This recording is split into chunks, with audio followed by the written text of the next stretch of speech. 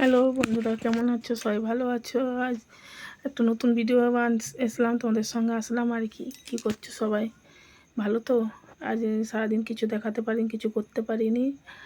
আর যতটা ঝামেলা প্রচুর ছিল, এই পাশটা ভাঙা টাঙা হচ্ছিলো তো, ওই যে আর কিছু করে দেখাতেও পারিনি। আর রান্না টান্নাও আমাদের হয়নি, আজ 3 দিন এখন রান্না হবে না। আমাদের এখানে ওষুধ চলছে, আমাদের একজন এখানে মারা গেছে সামনে, সেই জন্য ওষুধ চলছে। আর ওই জন্যে আর রান্না টান্না হয়নি, মুড়ি রুটি শুকনো খাবার খেয়ে থাকতে হবে। এ রান্না টান্না ঝামেলা ছিল না বলে বাইরের কাজগুলো সব করছিলাম ওর বাবার সঙ্গে, যাতে তাড়াতাড়ি কাজটা আগানো যায়। লোকজনও পাওয়া যাচ্ছে না, কিছু না।